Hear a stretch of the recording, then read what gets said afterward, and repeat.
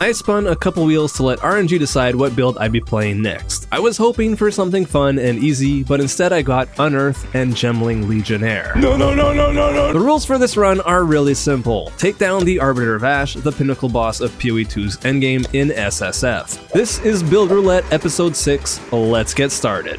The first thing I do is create my character. I pick the mercenary because RNGesus is setting me up for failure and grant him a worthy name. I wake up on the beach, pick up a crossbow only to immediately get rid of it because it's unethical to shoot people when I could just run up and punch them instead. I introduce the Blow to Miller to my fists, but he wants none of that and he and his bros surround me, and together they introduce me to the completely unavoidable death screen that I will become all too familiar with over the course of this run. I resurrect, ready to get my revenge, but the game takes pity on me for my poor decisions and gives me a free crossbow so that I actually stand a chance against him. I reluctantly pick it up and shoot him until he dies.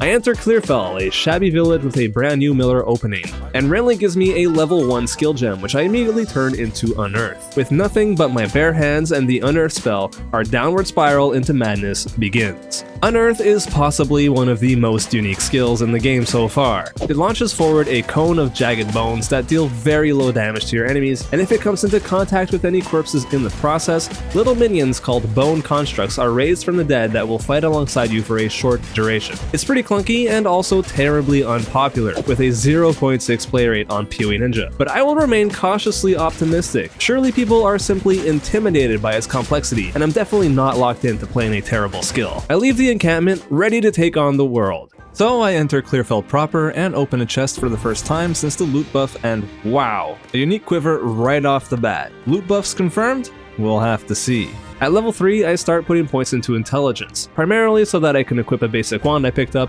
but also because all of the interesting spell and minion nodes are way at the top of the passive tree, and I'm starting down here. I have a lot of pathing to do. I kill both Beira and the Devourer and get an early alchemy orb in the process, as well as a support gem from Renly, which I turn into brutality for more physical damage for myself and my minions. I also add the skeletal sniper minion skill and pick up a white scepter from Una, so that I can have a little bit of extra help in these early stages of the build, as it grants me a trio of skeletal warriors to beef up my minion army. In the dark forest known as the Grellwood, I run into an Esmeri spirit who possesses a rare mob halfway across the map, as I'm sure they're intentionally programmed to do, and it drops a nice pair of boots with 10% movement speed. This is a great early find that is going to help out a ton for this first act. Then my little army and I face off with the Rust King and everything's looking good, but I get complacent and die to a completely unavoidable attack. I come back and slowly try to take him down, and I do mean slowly. Every cast of Unearth only hits him for like 4 to 5 damage. Back in town, I check Una's shop for any potential upgrades and spot this amazing wand with +1 to levels of all spell skills and some spell damage, which I scoop right up as spell levels make a massive difference in damage output for Unearth. While enjoying the musky fresh air in the Eternal Cemetery, I identify this completely cracked scepter with +1 to minion skills on it, which is great news because Unearth counts as a minion skill, as well as 49% increased spirit, meaning I can have more minions. What a lovely find. I'm at +2 to Unearth already and it's only been half an hour. I pick up Bone Cage, which is thematically appropriate, and also I think it has potential to save my ass when I get surrounded, maybe. I have a nice long chat with an old senile man, and I'm realizing that most of my damage with Unearth really comes from my minions, which is fine and all, but I have absolutely zero way of creating corpses against bosses like this guy. This is not good at all, and I'm gonna have to figure something out sooner rather than later. In the farmlands, I get another support gem and grab Minion Pact, which will make my Unearth deal more damage while sacrificing my minions' HP. Hopefully I'll do more than 4 damage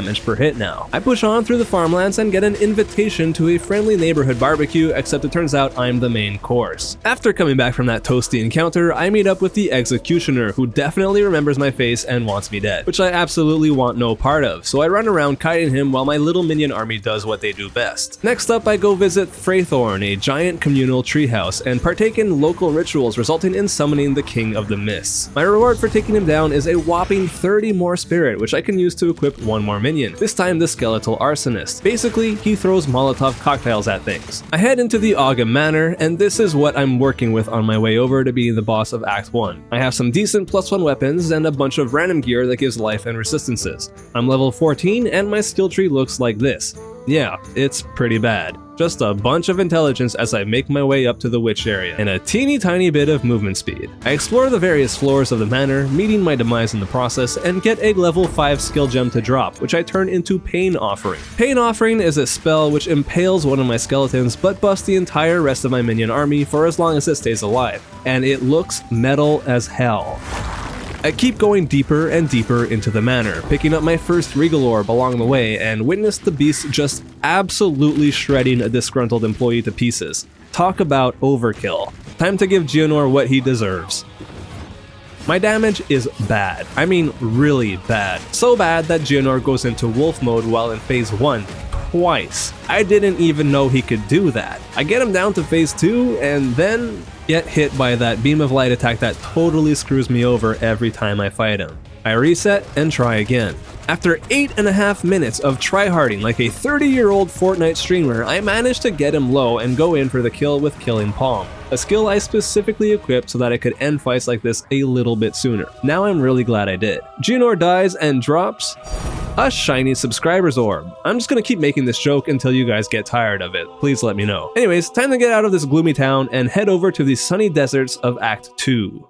But before we get into that, this video is sponsored by Manta Sleep. Stick around to support the channel. Stayed up late again farming for that +3 amulet you've been dreaming of and now the sun's come up? Or maybe you got bad luck spinning a wheel and you're stuck theory crafting a Hammer of the Gods Infernalist and you just can't fall asleep. I can relate all too well, which is why I'm eager to tell you about Manta Sleep. This is their top of the line sound mask. It's fully adjustable with soft, comfy eye cups designed to fit on any shaped head, even yours, blocking out 100% of light so you can escape every self-respecting basement dweller's fear, the sun.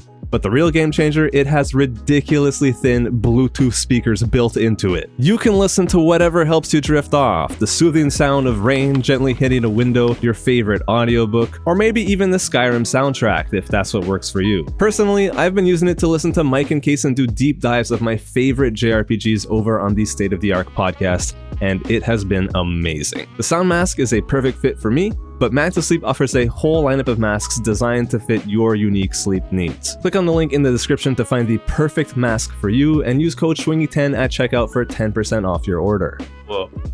I thought I was facing here. Wow. Thank you to Manta Sleep for sponsoring this video, and let's get back to our Unearth adventure. The first thing I do is farm the hell out of the first couple zones here, to get stronger, and definitely not because I can't beat the engineer. No, don't be ridiculous, that would just be silly.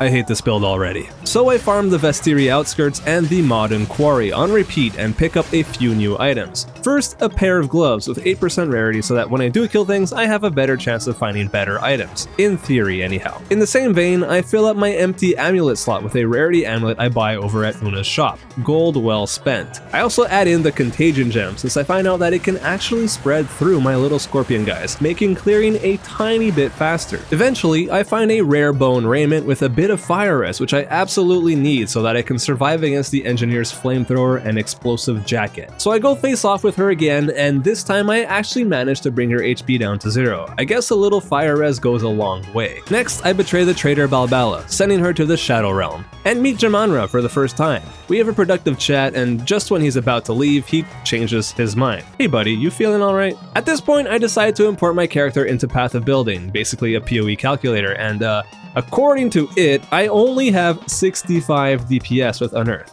Yes, you heard me, 65 in Act 2. It's a miracle I've even gotten this far. While farming the Mastodon Badlands and running into Swift Prowler, the tankiest T-Rex I have ever seen, like I literally could not kill him because my damage is so atrocious, I decide to do the unthinkable. Respec my passive tree. So up until now, I had pretty much only grabbed attribute nodes on the way over to this minion cluster up here, which I think was a pretty big mistake. Unearth's minions are just way too unreliable this early on in the game. They're half decent when they're around, but against most bosses, they simply don't even exist, thanks to the no corpses to generate them problem. My solution is to grab nodes that can actually improve my Unearthed spell hit damage as opposed to the minions'. I'm still going in the same upwards direction on the tree, but I had to move things around so that I could grab some cast speed and some extra damage. Now Path of Building says my Unearthed damage is more in the 120 DPS realm, which is nearly double what it was before. Still terrible, obviously, but slightly less so. I continue through the act, fighting the enormous Colossus Zalmarath along the way, and then, using a level 7 uncut skill gem, I add the Vulnerability Curse to the build so that I can lower enemies' armor with it since I'm playing a pure Fizz build. While doing some casual window shopping over at Zarka's shop, I spot an insane Fizz wand for 5,762 gold, which I do not currently have. I need to pick this guy up. It's got spell damage, Fizz spell damage, and +2 to Fizz spells. It's practically perfect. I rummage through my stash and sell some junk I was holding onto so that I can make the trade. Once in my possession, I slap an Iron Rune on it for some extra spell damage and slam it with my only 2 exalts I found so far, and hit some mana regen and 14% cast speed. This wand is a beast. So I went ahead and put this new wand to the test against the Ornstein and Smaug of PoE2, and remarkably, Unearth takes them down, although still pretty slowly. At this point, I kind of want to put into perspective just how bad Unearth is, so I decide to try out Bone Blast instead. Bone Blast is a skill that is literally granted to me by my wand, so in a way, it could be considered as a basic attack of sorts. And guess what? It is about twice as strong as Unearth against bosses, without even giving it support gems. Much sadness ensues. I head out to Keth and kill a snake lady who drops a Book of Specialization, my favorite type of book, and after reading it, I can finally reach the spell damage nose I've been gunning for since level 1. More damage is just what the doctor prescribed. I push through the Lost City and run up to Azarian and have an epic boss battle with him. In fact, nearly every single boss in this run so far has been an epic boss battle. I think this is the infamous Vision, guys. Azarian really limits my mobility by placing fire all over the arena's corners, but I do my dang best to survive, and slowly but surely he falls over right on top of me. Next, I get a couple support gems and add Doom to my vulnerability setup, which causes a little purple explosion when the curse expires, in hopes that it'll help with our inexistent AoE clear speed. I defile Torgal the Defiler on the first try, and before I venture off to try and beat Jamanra, which I really don't think is going to happen right now because my damage is so bad and he's basically the hardest fight in the campaign, I decide it's time to farm some relics in the Trial of Sekemas and maybe even get Ascended if I can pull that off. Balbala greets me, no hard feelings, and I walk through her trial doors. To my surprise, my damage doesn't feel like complete garbage here, since it's actually just a level 22 zone and I'm like level 31 now. I make it to the end of the trial with relative ease and face off with Rattle Cage. With some very careful movement and a lot of patience, I bring him down to 0 HP and am rewarded with an Ascendancy upgrade. Naturally, I go for the Gemling Legionnaire, and pick the Crystalline Potential node for some extra quality on all of my skill gems. I also ID a nice pair of boots with 15 move speed, 45 life, 11 cold res, and 7 rarity, a slight upgrade over what I was wearing. With the trial complete and Mr. Unworthy ascended, I make my way through the Dreadnought to go one-on-one against Jamanra. Well, as one-on-one as it gets when you have a little horde of bone minions following you around. Before the fight, I remember to do a quick scan of all my gear for you so you can see what I'm working with. A wand with +2 to Fizz skills, a bit of spell damage, mana, and some cast speed. A scepter with the Skill to Warrior skill, and allies deal increased damage and have more attack speed. An amulet with energy shield, mana regen, 9% cast speed, and 14% increased rarity. A couple rings with cast speed, a helm with 65 life and some resistances. A body armor with 50 life and triple res. That nice pair of boots we just found in the trial. A belt with life, mana, and fire res. And finally, some rare gloves with 70 life and 14 lightning res. This puts me at 25 cold res, 44 fire res, and most importantly, 73 lightning res, which is going to be pretty impactful against Jamanra. Also, my tree looks like this, almost entirely attribute nodes. Enough dilly-dallying, here goes nothing. The fight starts out pretty well. We have a bit of a tickle fight since my Unearth barely does anything to him, and thankfully I can say the same for his lightning attacks towards me. He goes into an add phase, which is great for me since it provides me with some corpses that I can turn into my little bone constructs, and suddenly my little army has them surrounded. Except he has no trouble killing them all off, so now it's back to just whittling him down with Unearth, vulnerability, and the occasional bone blast for good measure. He gets into phase 2, which I'm very much not looking forward to because there are no add phases to be found here. Just a constant dance of trying to not get hit by his Giga Slams and avoiding all the other lightning and tornado shenanigans he's got going on. After a 7-minute war of attrition, I get him down to call range. But guess what? I find out the hard way that he can't be called.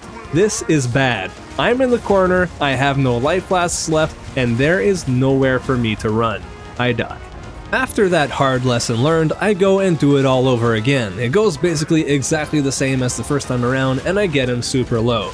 My primal instincts kick in and I try to call him again, even though I just found out that it wouldn't work, no matter how badly I wanted to. Thankfully, I managed to not let myself get cornered, and all of a sudden the fight is over. Unworthy has defeated arguably the hardest boss in the campaign.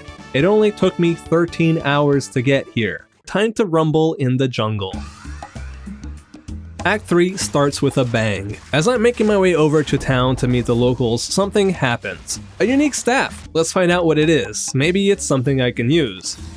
It's just a Sire of Shards, which is a pretty cool unique that shoots projectiles out in a Nova, but unfortunately Unearth does not count as a projectile, which is a darn shame. Unearth Nova would be super cool. I also kill a couple rares so that I can pick up this guaranteed Lesser Jeweler's Orb, which I use right away on Unearth to give it that extra socket. I add in Execute for now, but that's super temporary until I get a level 2 support gem. In the Forbidden Jungle, Survey gives me a rare belt for finding her dead son, and it's actually pretty decent with 66 life, some cold res, and a decent chunk of mana, so I put it on. Deeper into the jungle I go, and I die a couple times to White King Kong, but eventually I come out on top. A level 2 support gem drops, which I transform into Feeding Frenzy, replacing the Execute from earlier. After that, I go give the Wicked Witch of the West a visit. She rides her bone staff as though it were straight out of Wipeout for PS1, and after a very tense fight where I completely ran out of life flasks, her spirit left her behind and she dropped a pair of unique laced boots, Briar Patch.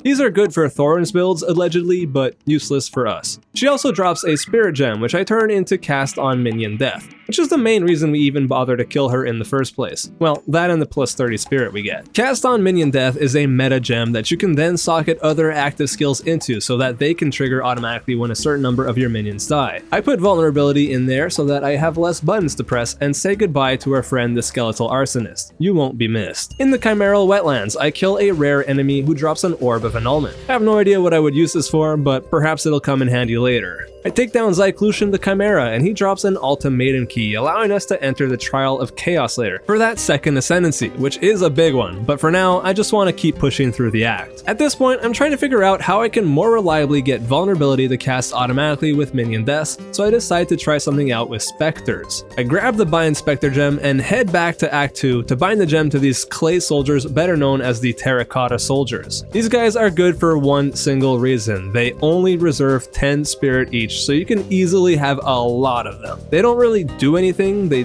don't do damage, they don't seem to really tank anything, but with Minion Pact on my Unearth setup, I can at least use their lives as a means of boosting my damage. I also give them minion instability for funsies. I take down Blackjaw on the first try, who drops an Exalted Orb. Cool. And then when fighting Ziquatl, the fight goes on for so long that I see a new move I never even knew existed. I'm a mechanically gifted player though, so them's laser beams pose no threat to me. Back in town, I decide to gamble away my gold at Alva and try my luck on some scepters. I get this cool Omen one that has a Malice aura on it, which looks really interesting as it applies critical weakness on enemies near to me, making them easier to crit. Ultimately, this one doesn't really have any amazing stats since I'm really looking for increased spirit and plus levels to minion skills, but hey, at least I know to keep my eyes open for that base in the future. I move on to the Apex of Filth, and well, here's where things really started to fall apart. The Queen of Filth completely broke me. I tried fighting her over and over and over,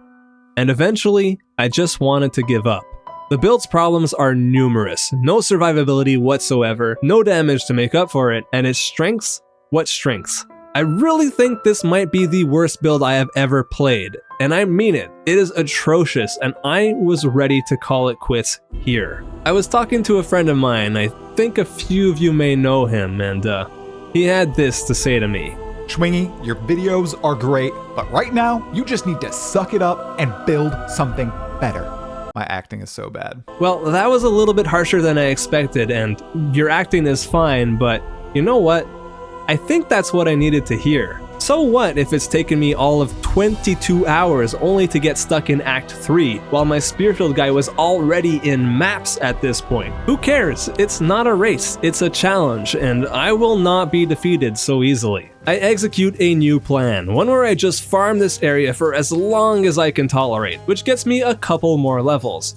I also try my hand at the Trial of Chaos, hoping that I can ascend and gain some much needed power there. I make it to the end, but unfortunately my bad luck streak continues and I run into the big Tornado Bird boss and well, There's not much I could have done there. Regardless, I figure I'm a bit stronger, let's give this another go. And it turns out, that's all it took.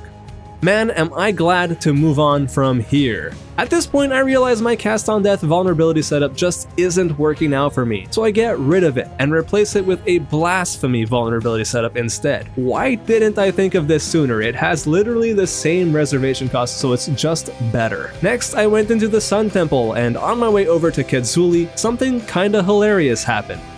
I think that was truly the first time that the sun has killed me in a video game. Anyways, I reached Kedzuli, and just like the Zikoatl fight earlier, I find out that he's got more moves up his sleeve than I even knew. This ball phase came out of nowhere. Still, my fancy footwork lets me survive, and Unearth ends his fiery reign. After that, I do a bit of time traveling and make my way over to most players' least favorite boss, Viper Napuatsi, and let's just say that I kinda get it now. Those poisons are no joke, and the way the arena gets smaller and smaller, you run out of room to dodge anything. Plus, sometimes she does back-to-back invuln phases, which is just, why are you like this, Viper?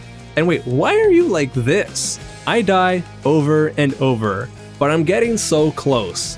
Eventually, I add the Splinter support gem into my Unearthed setup, replacing Minion Pact or something, and that makes a huge difference in terms of pure damage numbers because now her armor is almost permanently broken. After a few more resets, Viper goes down, and I almost died to the mods that spawn after she's dead. That would have sucked. When back in town, I asked my man, the Hooded One, to identify some items for me, and he IDs this Scepter with +2 to minion skills and a very decent 39% increased spirit. This is great. I'm definitely going to be throwing some crafting orbs on here to see what else we can get. My Regal hit mana and spirit hybrid, putting it at 54% increased spirit, and when I got another Exalt, I threw it on there and hit strength. Well, that's a bit disappointing, but this is still better than the +1 Scepter I was using up until now. Next, I stab a giant heart while my army of statues just kinda watches for another copy of my favorite book, and before going into the Black Chambers to try and take down the big boss of Act 3, I figure I may as well get my second Ascendancy taken care of, for real this time. Back in the Trial of Chaos I go, and this time things go a little better. Until they don't. I unfortunately got a really bad set of downsides, and Big Bird over here had the Enrage and faster skill speed mods on him, which made quick work of my non-existent defenses. So I try again, and thankfully this time RNGesus shines down on me and puts me up against the Chimera instead, which goes way better. He dropped 2 unique chess pieces, which is great until I identified them and realized neither the Blacked Out nor the Rat Cage would be useful on this run. In any case, I was able to ascend again, and this time I put my points into neurological implants, giving my Unearth and nearly all of my skills +2 to levels, permanently. This puts my what would normally be level 11 Unearth skill all the way up to 17 with my Scepter and Wand. That's gonna be one hell of a damage upgrade, but also mana costs are gonna become more and more problematic. With the trial taken care of, it's time to go take down Doriani. But first, a quick overview of my gear and passives in case you're curious. I've still got my pretty crazy +2 Bone Wand, my new and improved Scepter now with added intelligence, a simple life and res helmet, a rarity and cast speed amulet, a level 11 ruby ring with a tiny bit of life and res, a topaz ring with 14% cast speed, these level 16 boots, and just plain old life and res on the rest of the gear. As for my passive tree, well, there's not a lot to say. Okay, Doriani, let's do this.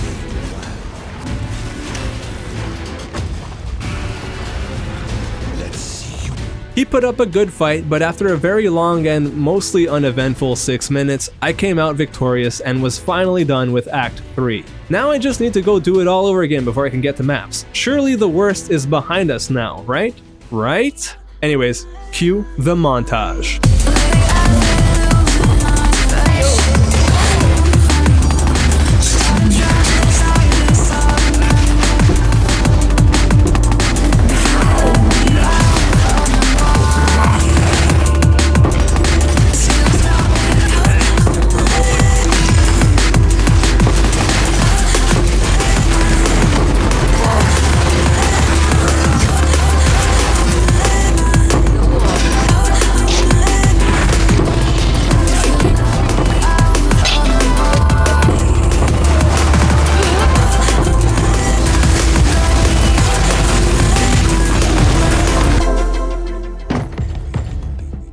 Only 2 important things really happen in Cruel, besides the obvious leveling up and finding slightly better gear. One, after killing the Bog Witch again, I finally got the Sacrifice Spirit skill. This thing is huge for us. It reserves a whopping 60 spirit, but it lets you use your own skeletons and even specters as corpses, which is perfect for Unearth. 2. Now that I can more reliably actually have minions around, even during bosses, I swap my skill tree over to a more minion-focused tree. With this new setup, Act 6 Doriani was the easiest boss I've fought so far. With Doriani no longer our enemy and now more of a plot device used to introduce us to the whole Atlas system, it's time to move on to the endgame, where our real grind begins.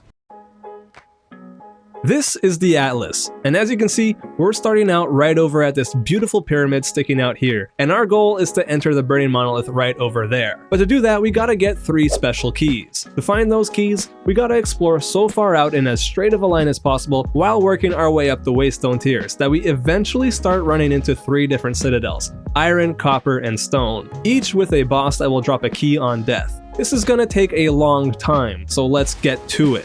Feeling confident after that easy Doriani boss kill, I enter my first Waystone and immediately hit a brick wall. My minions are not able to keep up with the swarm of monsters coming my way, and I die. Repeatedly. So, to combat this, I swap out of minion nodes again and go back to the caster route. I level up to 65 and decide to shake up the composition of my little minion army. Instead of the inexpensive terracotta soldiers, I opt for a different type of minion: skeletal clerics. While I do end up with less living corpses to convert into my little bone minions via sacrifice, these guys can actually res each other. So with a large enough clergy, I think I'll have more Unearth minion uptime in the long run. At least that's the theory. When I put the theory to the test though, against my first map boss encounter, it seems to be working, mostly. I keep mapping, get to level 67, find a handy Chaos Orb from an Essence mob, and then keep progressing and get to 68. I craft an ES helmet brimming with potential, putting it in my stash in hopes that I can get lucky with plus minion levels on there, which doesn't happen. In the Abyss map, I kill White Tongue, a rare crossbow mob with the ever-annoying Empowered Reviving Minions mod. Seriously, this mod is a total pain in the ass, because my minions keep getting distracted by the reviving minions. It's a problem. I whittle him down on my own, at which point he drops a Jin Barrier, which will let me enter the Trial Sikemas once more and let me get my 3rd set of Ascendancy points, should I choose to go after that. I could technically try to do it right away, but considering I'm still just trying to make the build feel functional, I don't want to push my luck just yet. Speaking of luck, I run into a cheeky little unique strongbox, Ventors, which has a real chance of dropping some very useful items at the cost of piles of gold. A Ventor's ring with lots of spirit would be a huge upgrade, allowing me to grow my unholy army, or another insane upgrade would be a perfect jeweler's orb. Let's see what we get. Wow. A Twilight Reliquary Key. What a nice little treat. This can be used to open up a portal to a reliquary vault where another chest will give us a shiny version of a random unique item. It could be anything. Let's open it up and cross our fingers for something good.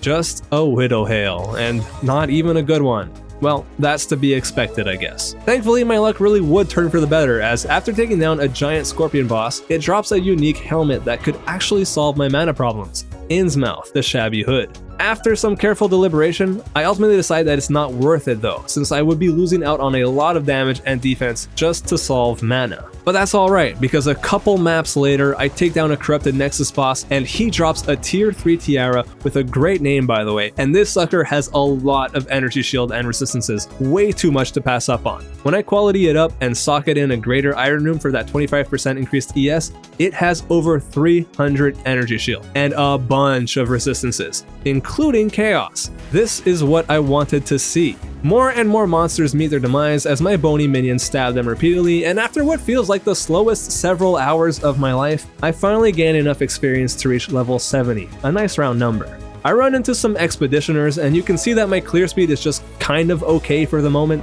Nothing crazy, but not the worst, I guess. I find this jacked amulet with life, spirit, and crit, and I use an Omen of Greater Exaltation and a couple Exalted Orbs I found to give it some resistances and the tiniest bit of spell damage. By equipping this bad boy, I can grow my unholy army even further. I'm about 10 to 15 hours into the endgame now, and in terms of Waystone and Atlas progression, Unworthy is still only able to scrape by in tier 2 and 3s. The situation is looking pretty dire. How the hell am I going to take this pile of bones all the way to the Arbiter of Ash? Full of uncertainty, I enter the unique Waystone, the Wildwood.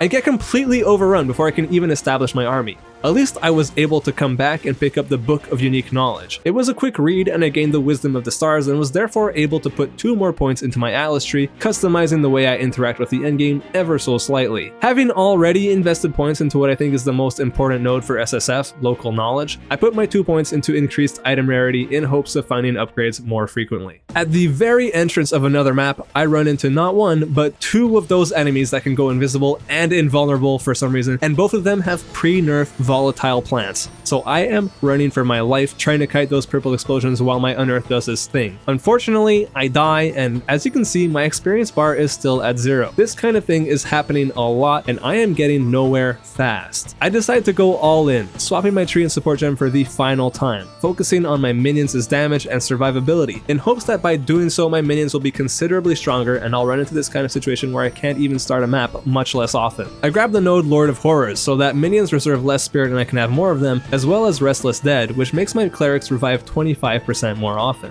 While testing this new setup out, which actually seems to be an improvement so far by the way, I pick up and identify this fantastic Sapphire Jewel with 12% increased max ES, 9% mana regen, and offerings have 19% increased life. I will definitely put that to good use. I gamble away a small fortune in hopes of getting a Scepter upgrade. Anything with increased spirit and plus minion levels would do, but I don't get lucky. At this point, I was feeling pretty burnt out with the build, having put in well over 50 hours into it and still being stuck on T2 and 3 Waystones. I decided to take a much needed break for a few days, doing some housework, some light reading, and some proper demon slaying.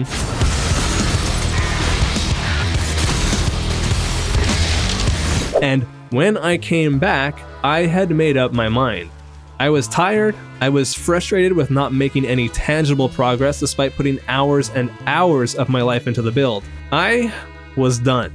So with the knowledge that I had failed to not only beat the Arbiter like I initially set out to do, but also to not even make it that far into the Atlas at all, yeah, let's just say disappointed doesn't even begin to describe how I was feeling. Out of desperation, I did the only thing I could think of that might push me to keep going, that might give me that final spark of hope I needed. Vaal or no balls. This +2 minion helmet I had swapped out for more resists? Vaal. That +2 scepter I've been using for God knows how long? Vaal. The incredible spirit amulet I have equipped? Vaal. And here are the results. +8 to all res on the amulet, an extra socket on the scepter, and the helmet? It kept the +2 but got a bunch more ES and some rarity to boot. This is what I needed. This was a sign that I couldn't give up just yet. I had to give it one more go.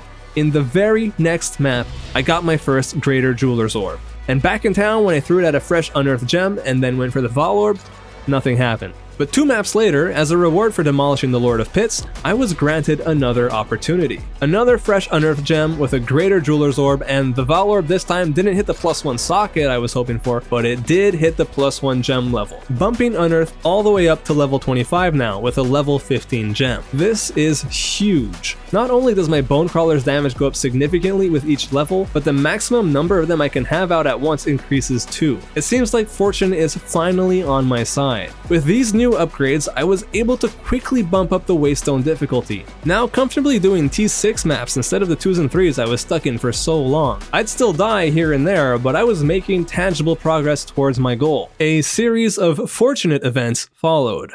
I was just like in a map for the first time since the new patch, and I was like listening to the PoE1 Q&A with Diddy, and I realized I wasn't recording, so look at what I just got from a researcher's strongbox. Holy crap.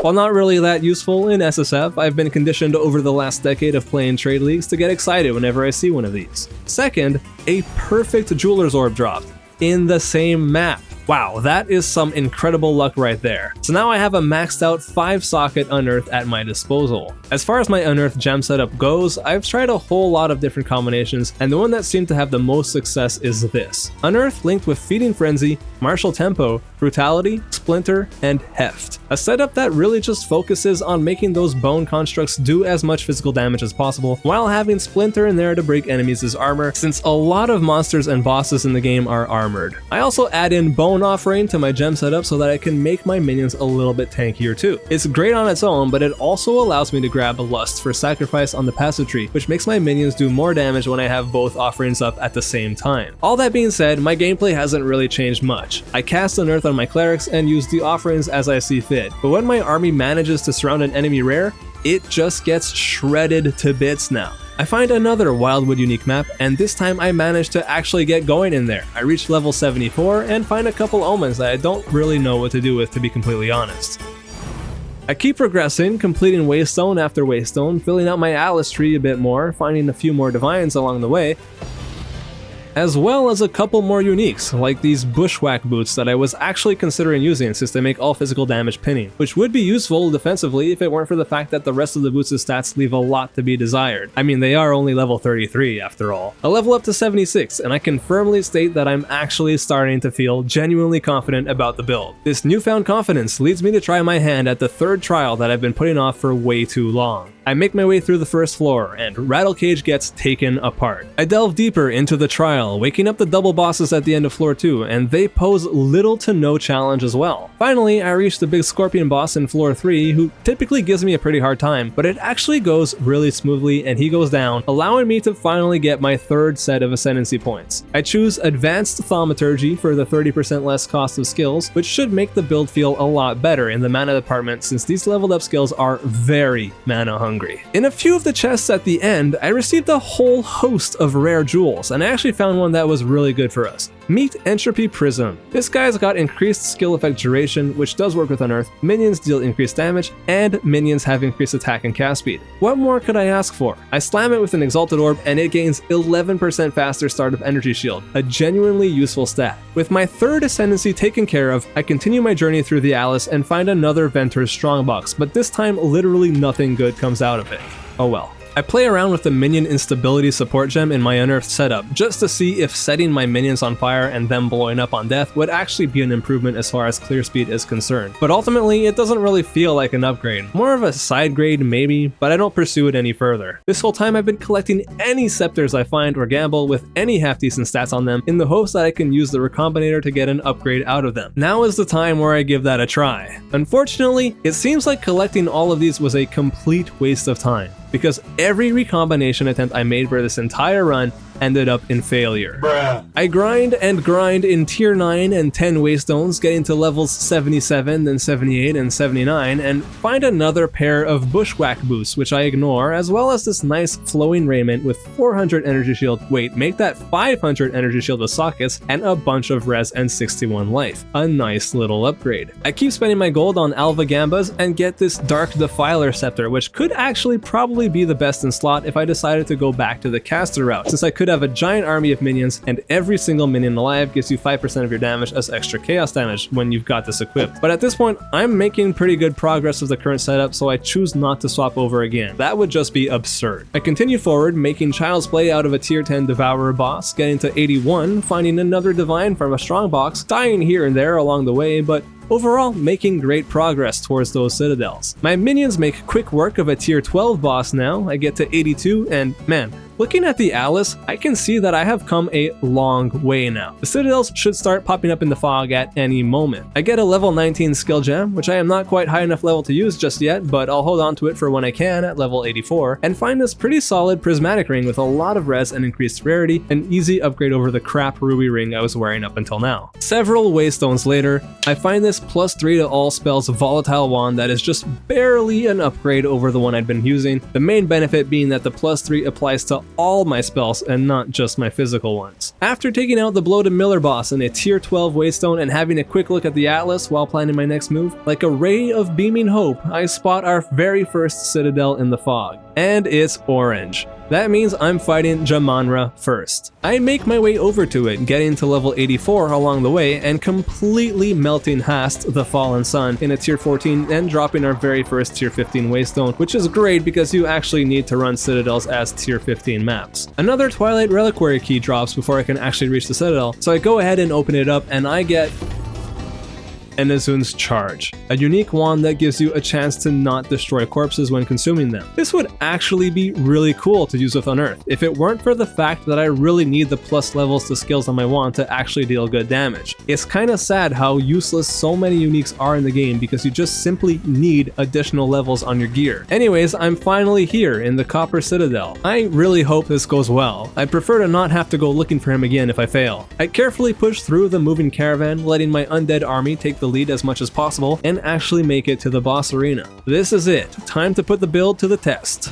The fight starts out really strong. My army is doing good damage, but Jamanra goes for an early ad phase. This is a bit concerning because he spawns a lot of little explosive ads and I have nowhere to run. I try to keep up, spamming my Unearth skill in hopes that my minions can keep those kamikaze suckers at bay, and somehow it works out. He becomes vulnerable again and my army does his thing, but his moves actually deal so much damage to my minions that they get wiped out fairly easily. Well, I simply resurrect them when I can, and thankfully he goes into phase 2, which goes really smoothly. In fact, so much smoother than phase 1, and he goes down no issue whatsoever, dropping the first Crisis Fragment, that key I was talking about in the process. To be honest, I am thoroughly impressed with how far this build has come. I mean, I was literally this close to giving up on so many occasions. This just really goes to show that if you bang your head against the wall hard enough, you can make anything work. But I'm getting a bit ahead of myself. Let's not celebrate just yet. With another stroke of good fortune, just a map or two later, I spot a second beam in the fog, this time a red one, meaning Doriani is next on the hit list. On the way over, I craft a new and improved chess piece with over 500 ES as well as 55 spirit on it. More clerics, let's freaking go. With that equipped, I am now sitting pretty at nearly 1,500 life and 5,400 energy shield. Absolutely massive. I also run into a moment of zen where I encounter the Nameless Seer, who offers me a handful of uniques to pick from, and one in particular catches my eye.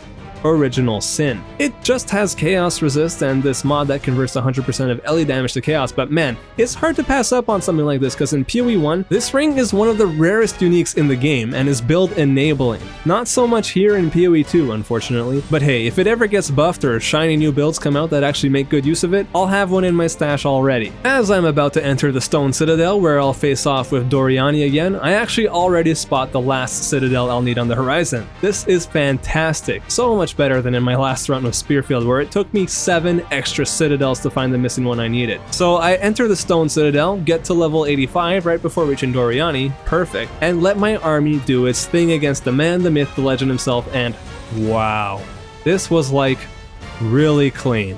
No close calls whatsoever, just a straight up beatdown. With 2 out of the 3 Crisis Fragments now in my possession and that cool blue beam in my sight, I know where I'm going next. On the way over, I get a 5th Divine Orb, which literally are all just collecting dust in my stash, how sad, and kill a tier 15 Executioner boss before reaching the Iron Citadel. I head on in and meet up with Count Geonor once and for all. My minions make quick work of him, bringing him into phase 2, and that's where things start to slow down.